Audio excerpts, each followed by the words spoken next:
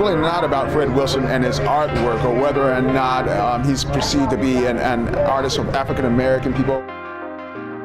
I've experienced the racism here in the city of Indianapolis, and it's still going on.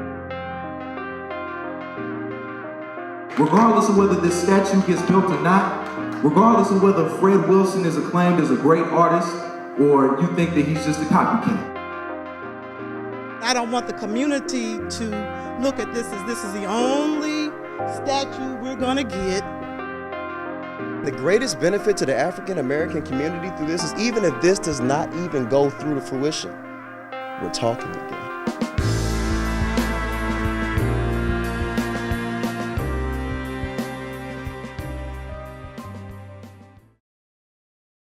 I'm Brian Payne. I'm the president and CEO of the Central Indiana Community Foundation, and I'm the president of the Indianapolis Foundation. And I'm kind of the founder of the Indianapolis Cultural Trail.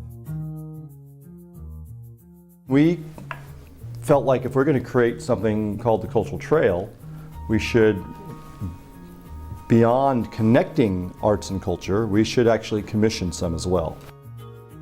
The Fred Wilson project was one of those projects that we commissioned. He is a major figure in the international arts world. He's a contemporary artist, which means that it's not like he's a painter or something. He's really an artist of ideas and concepts. Museums have whole museums of the great things of the beauty of one's culture, and another museum of the horrors of one culture, but never in the same display case. But whose hand served the silver?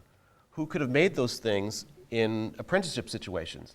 But certainly whose labor supported a wealth that could produce the silver?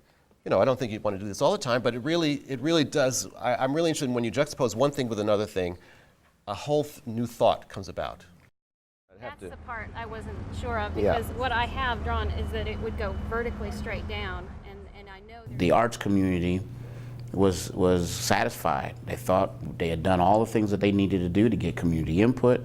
Let's go ahead and move forward with it. Like that, as opposed to like that. Fred has this really interesting frame of Indianapolis has all these monuments of heroes. And until we did the Glick Peace Walk, really none of them included African Americans. The one exception was this figure on the Soldiers and Sailors Monument. And so I thought, well, who is this man? If he's the only symbol for African American Indianapolis, what does that say about the city at that moment? And what does it say about the city at this moment if it still is the only image? And I wanted to focus on him and think about him and let other people think about him. And so I thought, well, maybe we could reproduce him and put him somewhere else in the city and give him a different viewpoint to sort of be a reflection on this one. Again, juxtaposing one to the other. And Fred was like, let's mold him, create a new version of him and put him in a position that is a different context. From Fred's perspective, a position of power near the city-county building. And when we first saw it, we thought actually Caucasians would have it. If anyone's going to have a problem with it, Caucasians are going to. Some certain amount of white people might have a problem with it. So the first couple of public meetings we had about it, African Americans who met Fred and heard about the project, were largely supportive of it. And then there's a couple other meetings where that kind of became more neutral, and in one meeting it was a little bit more negative. And then a letter to the editor to the Indianapolis Recorder went viral on the internet.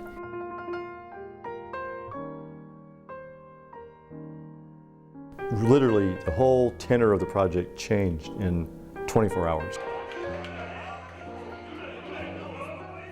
That got the African American community looking at it from a different perspective, and a perspective that they didn't embrace.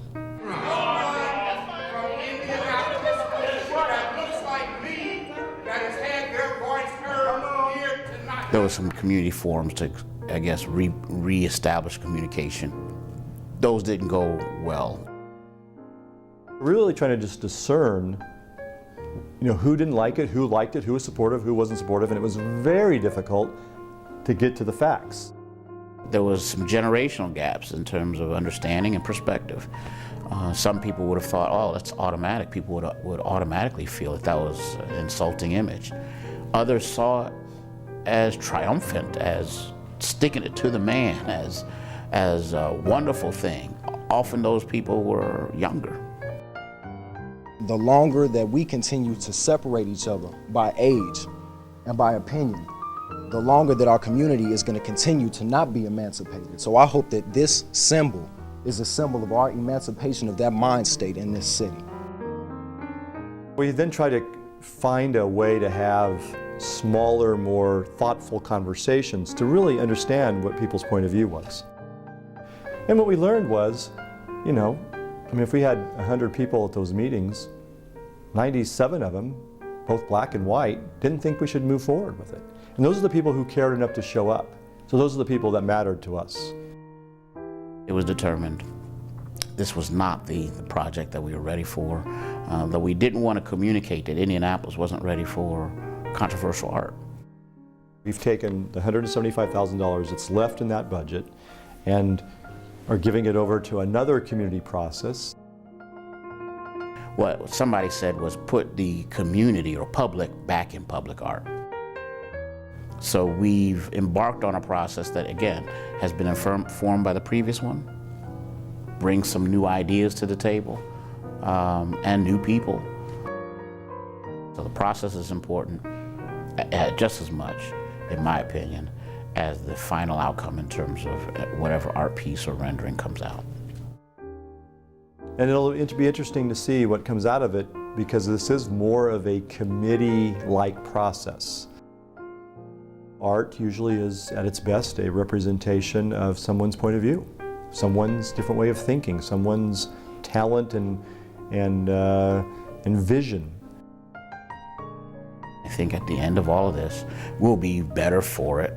We'll be a community that can affirm the idea that we welcome art, we welcome controversy, and we handle that controversial issue in a way that affirms all different interests. As an artist, he created a much bigger reaction and a much more ultimately thoughtful reaction than I think he ever dreamed he could. The piece isn't there, but the process created the kind of response in a way that every artist dreams about. It's not just art the way folks were seeing it. It was speaking to a history that is still very present and real and charged. I think public art is, it's an incredibly complex subject, because if it's a point of, do I buy a ticket and go into a gallery and confront it or not and get annoyed with it or not? Okay, well that's fine. I just won't go to the gallery. But I have no choice. I have to go to work every day, and you're making me confront this piece every day. I think that's a compelling argument.